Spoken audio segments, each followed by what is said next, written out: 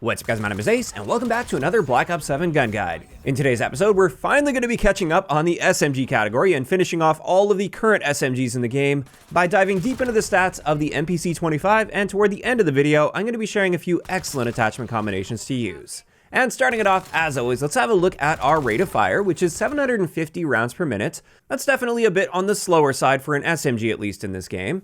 And this gun will be a 4 to 7 shot kill depending on your range. Meaning, up close with a 4-shot kill, we're killing in 240 milliseconds, which is an incredible time to kill in this game for a full auto gun. In fact, it's tied with the Razor 9mm as having the fastest time to kill up close for a full auto SMG at least. And it does maintain a better than average time to kill at all ranges relative to the other SMGs. As for headshots, without the headshot barrel, they're generally not worth going for. In most ranges, you need to be mixing at least 3 headshots in with body shots in order for those headshots to actually matter. So unless you're going for headshot camos, generally speaking, I wouldn't bother with them. As for our ranges, they're not really all that great. Relative to the other SMGs, we're just going to be seeing shorter range drop-offs on average. So this isn't an area where the MPC stands out. And then when it comes to our bullet velocity, we're a little bit below average for an SMG, but realistically, it's still within the realm of average. Like all of the SMGs are within a pretty short window of each other, so it's not terrible in this area, but it also doesn't excel. Now, of course, if you want to extend your range or velocity values, we have our barrel options, the long barrel, velocity barrel, or hybrid barrel, and you can see all of those values displayed there. Personally, I generally lean more in the direction of the long barrel just to squeeze as much of that maximum damage range out as possible if I am going to be using one of these barrels. Also, with rapid fire, you can improve your rate of fire up to 833 rounds per minute, which will give us a really fast 216 millisecond time to kill up close. But with this, you also lose 10% to your range and velocity, and it increases your recoil. And since this gun doesn't really need any help in the time to kill department, in my eyes, the downsides of rapid fire outweigh the upsides, and I generally stay away from it with the MPC. As for hardcore game modes, the MPC will be a one-shot kill to the body in the first 2 damage ranges. So that means our one-shot kill range is about 13.5 meters. And then in the next damage range, extending out to 26 meters, the only way we're going to get a one-shot kill there is if we're using the headshot barrel and hitting them in the head. So for hardcore modes, of course this gun is very usable, but that's about it. It's not really great in hardcore, in my opinion. Now after that, an area where the MPC really stands out is Hipfire. As you can see here, we actually have the best Hipfire spreads in the SMG category, and that's really saying something since SMGs on average already have good Hipfire spreads. So this is an area where this gun has a lot of potential to excel.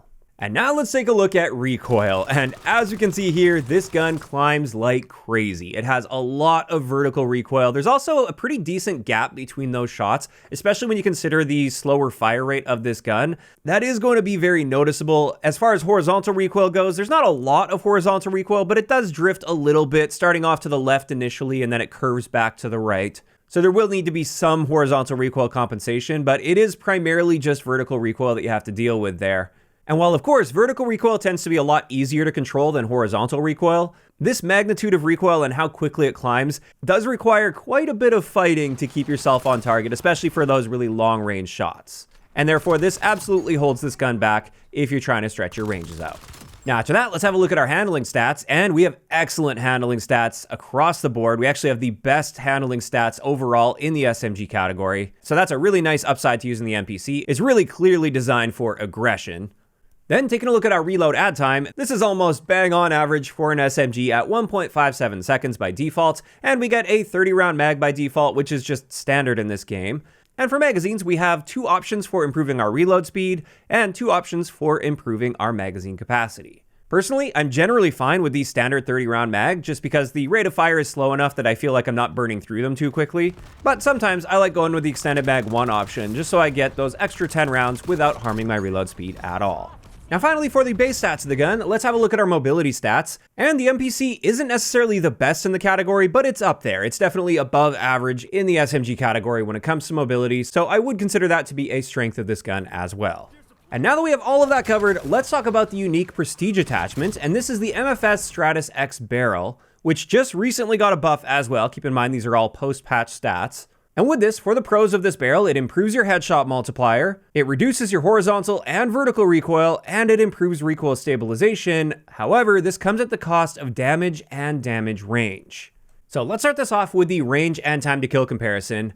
When using this barrel, the first thing you'll notice here is it is going to take you an extra shot to kill to the body at all ranges.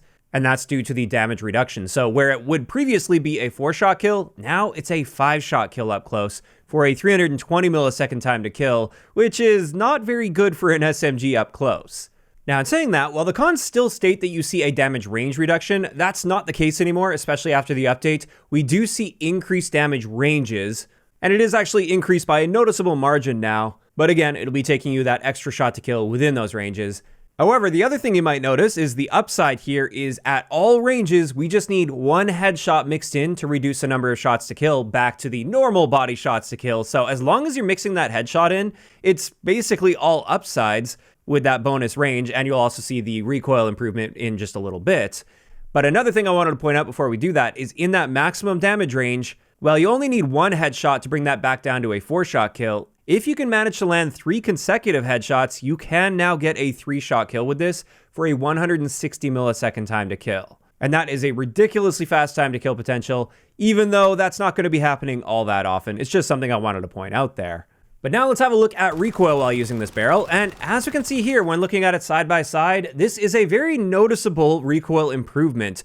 Those rounds are grouped much tighter, the total magnitude of climb is also much lower than the default, and if you are trying to make the most accurate version of the MPC-25 possible, this is the barrel you'd want to be using to do that. At the end of the day though, even after this update where this barrel is now a lot more viable than it was previously, I'm generally not a big fan of it, simply due to the fact that if you're not landing that headshot, you're killing very noticeably slower. And there we have it. That wraps it up for all of the important stats of the MPC-25. Now let's get into a few excellent attachment combinations I wanted to share for you guys. And the first one I've got here is my balanced stealth build. This one's just a nice all-arounder in my opinion. With it, we're using the Recoil suppressor, so we're staying off the radar, and we get some improvements to recoil control, which this gun definitely benefits from nicely. On top of that, we're using the long barrel to improve our damage range. For our rear grip, we're using the photonic adapter, which is the one that helps with our aim down sight, slide to fire, and dive to fire times. And it's primarily for those slide to fire and dive to fire improvements. That's why I like using this, because I really like being hyper aggressive with a build like this, and therefore I'm going to be sliding into fights very often. For our stock, I'm using the control stock, which is going to be helping with recoil, and I'm combining that with the recoil sync unit. And with all of those attachments combined, you can see we've really nicely improved the recoil on this gun. I mean, it still climbs quite a bit on you, but we have reduced that magnitude by a very noticeable margin. And we've also got rid of a lot of that horizontal drift. So that just makes it quite a bit easier to control, at least for like mid-range fights. I'm still not taking fights across the map if I can avoid it. But this is just a nice balanced way to use this gun. And if you just play to its strength and try to keep yourself at close to medium ranges, you should be able to find quite a bit of success with it.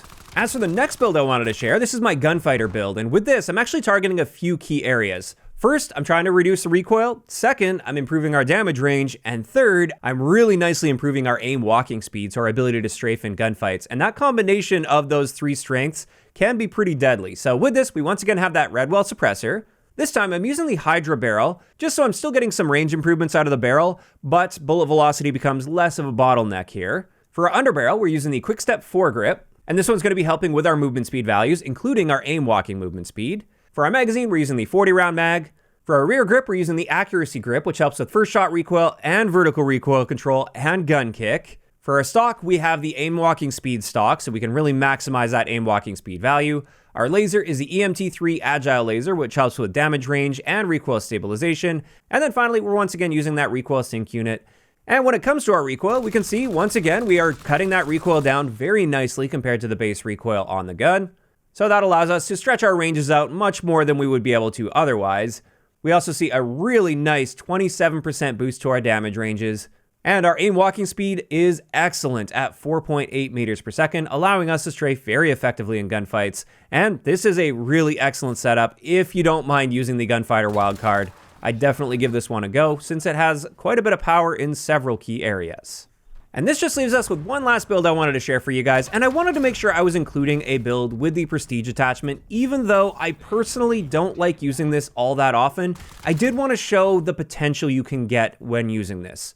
So once again with this, we are using the Recoil suppressor. I just find it's a really good option, not only to stay off the radar, but it just helps nicely with the recoil of this gun. We're of course using the Prestige barrel itself. For our underbarrel, we're using the zero shift handle, which is going to be helping with horizontal recoil control as well as our aiming idle sway and aim walking steadiness.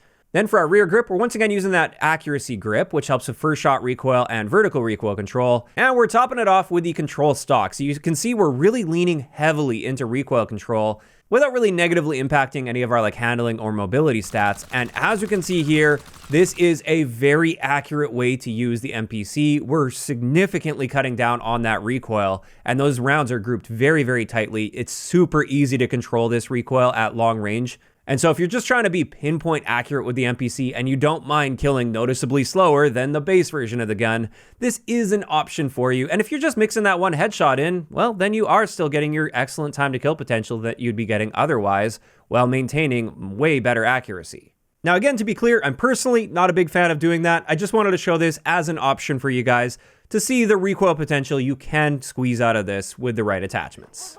And with all of that covered, that finally wraps it up for today's gun guide on the MPC-25. And when it comes to my thoughts on this gun, while I definitely don't consider it to be the most versatile gun out there, or most versatile SMG, if you play to its strengths, you can really find a lot of success with this. And by playing to its strengths, I mean keeping yourself at primarily close to medium ranges and taking advantage of those really solid handling and mobility stats. So essentially just really focus on treating it like an actual SMG rather than a very versatile SMG like you'd see with many of the others. Now, of course, those are just my thoughts on the MPC-25, and I'd love to hear what you guys think about this gun in those comments down below. And if you guys have missed any of the previous gun guides, we're really getting through the list here. We're almost all caught up. I will leave a link to the playlist in the description of the video. And if you enjoyed this one, a like rating is always appreciated. And don't forget to subscribe for more if you haven't already. I'll talk to you guys next time.